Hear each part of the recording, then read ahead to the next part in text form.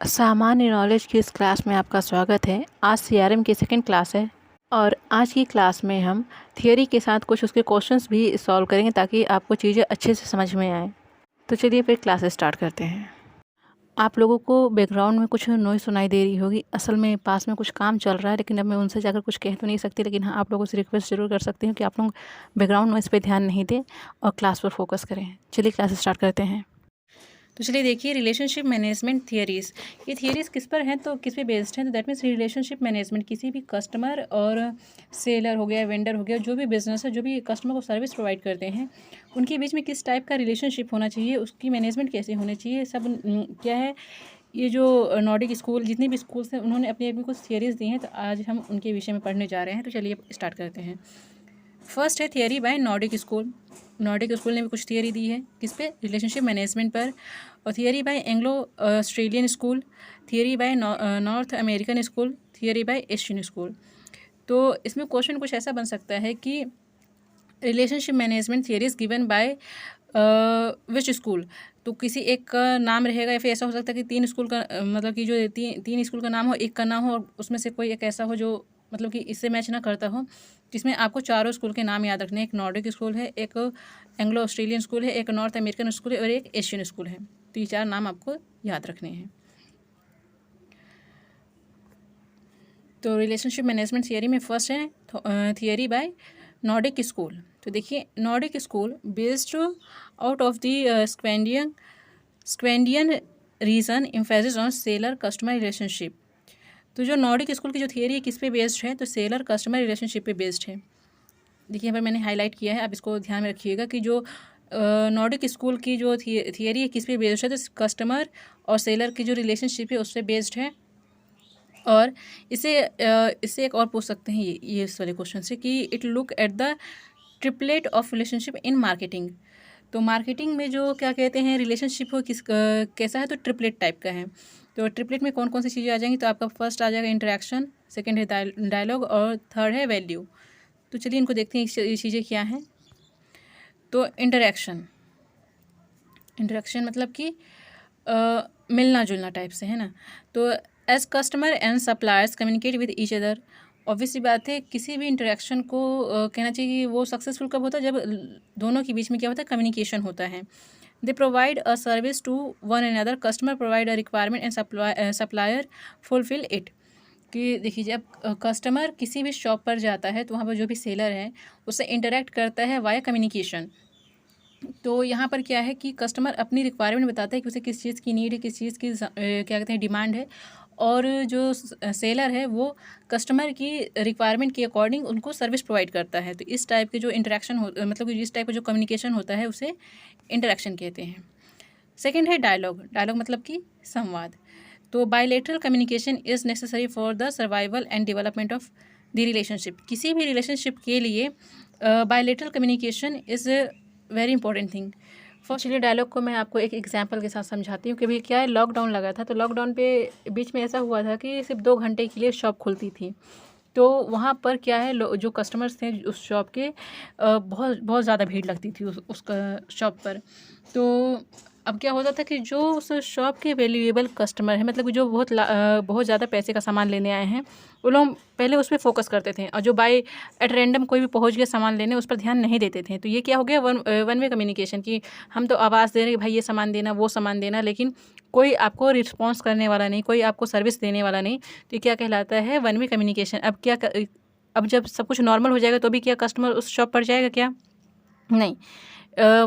माना कि कहीं ऐसा ज़रूरत पड़ गया तब तो चला जाएगा, लेकिन एज अ कस्टमर वे पे वो नहीं जाएगा, क्योंकि उसको जिस टाइप की सर्विस उस टाइम पे मिली, जिस टाइम पे उसको नीड थी, उसको उस टाइप की अच्छी सर्विस नहीं मिली। तो इस तरह से क्या होता है, रिलेशन ब्रेक हो जाता है। इसलिए कहते हैं कि किसी भी अच्छे कहना चाहिए कि रिलेशनशिप के लिए bilateral communication is very necessary. ठीक है, अब वैल्यू की बात करते हैं। तो a business has to generate something that is of value to the customer. मतलब कि एक व्यवसाय को एक अच्छा कुछ ऐसा उत्पन्न करना चाहिए, कुछ ऐसा प्रोडक्शन करना चाहिए जो किसी भी कस्टमर के लिए क्या हो, वैल्यूएबल हो। अगर कोई बिज़नेस है और कस्टमर की नीड के अकॉर्डिंग काम नहीं कर रही है, उसकी जो रिक्वायरमेंट उसको उसके हिसाब से कोई भी चीज़ प्रोडक्शन नहीं कर रही है, तो क्या उसकी ग्रोथ होगी? क्या नहीं, बिल्कुल नहीं होगी। उसके कस्टमर बनेंगे? बिल्कुल नहीं बनेंगे। तो कोई भी बिजनेस हमेशा मार्केट को देखकर, कस्टमर को देखकर, उनकी रिक्वायरमेंट को, उनकी नीड को देखकर अपना बिजनेस सेटअप करता है, या फिर कहना चाहिए कि उसमें प्रोडक्शन करता है जो कस्टमर के लिए क्या हो, वैल्यूएबल हो, यूज़फुल हो। अब नेक्स्ट है theory by Anglo Australian school. Theory by Anglo-Australian school says that relationships are important not only from the point of view of customer, मतलब कि जो भी रिलेशनशिप होता है वो कस्टमर के पॉइंट ऑफ व्यू से इम्पॉर्टेंट नहीं होता, बल्कि but also from the end of stakeholder, बल्कि जो बिज़नेस में जो भी स्टेक होल्डर्स हैं उनके लिए भी बहुत ज़्यादा इंपॉर्टेंट होता है, जो इस बिज़नेस को रन कर रहे होते हैं, जैसे कि एम्प्लॉयज़ हो गए, सप्लायर्स हो गए, और जो भी गवर्नमेंट बॉडी है, जो भी इस बिज़नेस में कहना चाहिए कि स्टेक होल्डर्स हैं, उनके लिए भी रिलेशनशिप बहुत ही ज़्यादा इंपॉर्टेंट होता है। It also state that customer satisfaction and customer retention are the biggest value drivers of the any business, यानी किसी भी बिजनेस के लिए एक लार्ज अमाउंट में वैल्यू जनरेट करना किसके थ्रू जनरेट होता है? तो कस्टमर सेटिस्फेक्शन और कस्टमर रिटेंशन की वजह से जनरेट होता है। तो जो एंग्लो ऑस्ट्रेलियन स्कूल है किस पे फोकस करता है? उसका मेन फोकस किस पे होता है? तो कस्टमर सेटिस्फेक्शन और कस्टमर रिटेंशन। तो सेटिस्फेक्शन तो आप समझते होंगे कि मतलब कि जो भी रिक्वायरमेंट है उसको फुलफ़िल करना, लेकिन रिटेंशन मतलब कि एक बार जो हमारा कस्टमर बन गया उसको लाइफ टाइम तक अपने से जोड़े रखना, अपने बिजनेस से जोड़े रखना कहलाता है कस्टमर रिटेंशन। ठीक है। नेक्स्ट है theory by North American school. जो नॉर्थ अमेरिकन स्कूल है इसका मेन फोकस किस पर है? तो ट्रस्ट एंड कमिटमेंट। ट्रस्ट और कमिटमेंट में क्या है, इसका फोकस किस पे था? ट्रस्ट और कमिटमेंट पे। और ये जो क्या है कमिटमेंट है, ये किसके बीच में होना चाहिए? तो टू पार्टीज़, मतलब कि जो भी बिजनेस है, जो भी कस्टमर है, बिजनेस के भी जो भी कस्टमर है, इनके बीच में एक ट्रस्ट होना चाहिए। तो ट्रस्ट किसकी तरफ से होना चाहिए? कस्टमर की तरफ से होना चाहिए कि हाँ, मैंने अगर किसी भी चीज़ की डिमांड करी है, किसी भी सर्विस की डिमांड करी है, तो मुझे जो भी सर्विस मिलेगी एवन मिलेगी। कमिटमेंट मतलब कि ये बिज़नेस की तरफ से होता है कि कस्टमर ने जो कुछ भी हमसे मतलब कि जो कुछ भी हमें सर्विस प्रोवाइड करनी है अपने कस्टमर को, वो भी एवन होनी चाहिए। उसकी जो भी कहना चाहिए कि रिक्वायरमेंट वो फुलफ़िल होनी चाहिए और वो सेटिस्फाइड होना चाहिए हमारी सर्विस से। तो ये दोनों जो ट्रस्ट और कमिटमेंट है, ये नॉर्थ अमेरिकन स्कूल ने बताया है। ये क्या है? तो ये की attribute of a successful relationship. किसी भी रिलेशनशिप का क्या है? ये एक की एट्रीब्यूट है। की मतलब कि एक वेरी क्रूशियल थिंग है जो उस बिज़नेस के लिए, उस कस्टमर के लिए बहुत ही वैल्यूएबल थिंग कह सकते हैं, ऐसा होता है। ठीक है।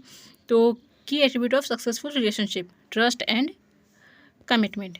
माना कि आपने किसी भी ऑनलाइन शॉप से आपने कोई ड्रेस परचेज़ करी, अगर वो ड्रेस जैसा आपने देखा था बहुत ही खूबसूरत, बहुत ही डिज़ाइनदार जो भी, लेकिन जब वो ड्रेस आपके पास आती है तो उसका जो कलर वो फेड अप हो चुका है, कहीं से कटा है, कहीं से कुछ भी है, मतलब डैमेज है, तो आप सेटिस्फाई होंगे क्या? नहीं। आपने पैसे लगाकर आपने कितने मन से वो ड्रेस खरीदी और वो उस तरह की नहीं है जिस तरह से वो आपको शो हो रही थी, तो आप सेटिस्फाइड होंगे क्या? नहीं। तो इस तरह से आपका क्या है? ट्रस्ट ब्रेक होता है। अगर ट्रस्ट नहीं बना रहेगा तो क्या होगा कि the relationship will be terminated. ठीक है। तो ये जो दो मोस्ट इम्पॉर्टेंट थिंग है, ये आपको ध्यान रखना है किसके द्वारा गिवन है, किसकी थियरी में गिवन है? तो नॉर्थ अमेरिकन स्कूल की थियरी में गिवन है। ठीक है। लास्ट है थियरी बाय एशियन स्कूल। तो it is based on the lesson taught by Lord Buddha. तो जो एशियन स्कूल की थियरी है किस पे बेस्ड है? तो लॉर्ड बुद्धा की थियरी पे बेस्ड है। With respect to social conducts and act of reciprocation, this theory state that people in a family, friendship और same clan fellowship are connected to each other. देखिए इसमें जो एशियन स्कूल है इसमें ऐसा बताया गया है कि माना एक फैमिली है, एक फैमिली में अब चाचा मामा जो भी होते हैं, तो किसी का कहना चाहिए कि जूते का शोरूम है, किसी का कपड़े का शोरूम है, किसी का ज्वेलरी का शोरूम है, शोरूम नहीं मतलब शॉप है, ठीक है, ज्वेलरी की शॉप है। तो माना कि कोई कस्टमर ज्वेलरी के लिए गया, तो हैवी ज्वेलरी ले रहा है, ठीक है। तो अब शॉपकीपर ने पूछा कि आप ज्वेलरी ले रहे हैं, दैट मीन्स कि कुछ कोई फंक्शन है। तो उन्होंने बताया कि हाँ, हमारे घर में हमारी बेटी की शादी है। तो क्या करेगा वो ज्वेलरी शॉप, वो उन अपने कस्टमर को सजेस्ट करेगा कि एक शोरूम है इस नाम से, आप वहाँ जाइएगा। वहाँ पर दुल्हन लोगों के लिए, जो ब्राइड होते हैं उनके लिए एक से एक बढ़कर लहंगा हो गया, जो भी उनकी सामान होती हैं, जो भी उनको कहना चाहिए कि जो भी ड्रेस होती है वो एक नंबर A1 मिलती है। वहाँ जो भी सर्विसेज मिलती है A1 मिलती है, और आप हमारा नाम ले लीजिएगा तो वहाँ पर आपको 10% 20% डिस्काउंट भी मिल जाएगा। तो इस तरह से क्या है, एक दूसरे को वहाँ पर क्या किया जाता है, resources by exchange favour and cooperation, इस टाइप का जो रिलेशनशिप बनाया जाता है कस्टमर और वाया रेफरेंस के थ्रू। तो वो ये थियरी किसके द्वारा गिवन है, तो एशियन स्कूल के द्वारा गिवन है, ठीक है। तो आपको इन स्कूल के नाम प्लस इन्होंने किस पर फोकस किया है, तो आपको ये ध्यान रखना है। तो जो एशियन स्कूल है उनका मेन फोकस है लॉर्ड बुद्धा थियरी पे बेस्ड है, और ये किस पे, social conductance and act of reciprocation, ठीक है। इस पे ध्यान आपको रखना है कि ये किसके द्वारा गिवन है, इनकी थियरी में किस पे मेन फोकस किया गया है, ठीक। तो अब हम कुछ क्वेश्चन कर लें, चलिए। तो फर्स्ट क्वेश्चन है, what are biggest value drivers of a business according to the theory by Anglo Australian school. Anglo ऑस्ट्रेलियाई स्कूल के सिद्धांत के अनुसार किसी व्यवसाय का सबसे बड़ा मूल्य क्या होता है। इसके ऑप्शंस हैं, interaction, customer satisfaction and retention, change based on feedback, none of this. तो बताइए इसमें से क्या ऑप्शन हो सकता है कि जो एंग्लो ऑस्ट्रेलियन स्कूल है उसका मेन फोकस किस पे था, उसकी थियरी में किस पे फोकस किया गया था। तो इसका ऑप्शन है option number B, customer satisfaction and customer retention, ठीक। क्वेश्चन नंबर सेकंड है, the triplet of marketing given by which school. जो मार्केटिंग की जो ट्रिपलेट थी वो किस स्कूल द्वारा गिवन है। तो देखिए ऑप्शंस क्या हैं। ऑप्शन ए है Anglo Australian school, option B है नॉर्डिक स्कूल, ऑप्शन सी है north American school, and option D है एशियन स्कूल। तो बताइए इसका राइट आंसर क्या है। तो इसका राइट आंसर है option number B, Nordic school. Question number 3 है, which of the following is not a state of customer vendor relationship. निम्नलिखित में से कौन ग्राहक विक्रेता संबंध की स्थिति नहीं है। तो इसके ऑप्शंस देखिए। फर्स्ट है, मतलब कि ऑप्शन नंबर ए है अवेयरनेस, ऑप्शन नंबर बी है एक्सप्लोरेशन, ऑप्शन नंबर सी है dissolution, and option number D है डायलॉग। तो ये है आपका जागरूकता, अन्वेषण, विघटन एंड वार्ता। तो इसमें से कौन नहीं है। क्वेश्चन को रीड करते वक्त आप देखिएगा कि क्या पूछा है, ठीक है, नॉट पूछा है, ठीक है। तो बताइए इसमें से कौन सा नहीं है। तो इसका ऑप्शन नंबर डी हो जाएगा, ये नहीं है। क्वेश्चन नंबर 4 है, what does dissolution under customer vendor relationship. ग्राहक विक्रेता संबंध के तहत विघटन क्या होता है, मतलब कि जो डिसोल्यूशन था उसका क्या मतलब होता है। तो देखिए इसके ऑप्शन है। ऑप्शन नंबर ए है development of customer relation, option number B है trust building, option number C है trust and commitment, and option number D है end of a customer vendor relationship. मतलब कि ग्राहक संबंध का विकास, ट्रस्ट बिल्डिंग, विश्वास और प्रतिबद्धता, और ऑप्शन नंबर डी है ग्राहक विक्रेता संबंध का अंत। तो क्या है डिसोल्यूशन। तो डिसोल्यूशन है आपका, इसका राइट आंसर है option number D, end of customer vendor relationship. Question number 5 है, who has defined the customer vendor relationship. ग्राहक विक्रेता संबंध को किसने परिभाषित किया है। तो इसके ऑप्शंस देखिए। F Robert Dwyer, option number B है Max Weber, option number C है FW Taylor, and option number D है TD डॉयर। तो बताइए इसका क्या हो सकता है राइट आंसर। इसका राइट आंसर है option number A, F Robert Dwyer, ठीक। तो आज की क्लास यहीं पर ख़त्म करते हैं, नेक्स्ट क्लास में हम आगे कंटिन्यू करेंगे। ऐसे ही रेगुलर क्लासेस के लिए आप हमारे चैनल को सब्सक्राइब करें। Thank you for watching and keep watching.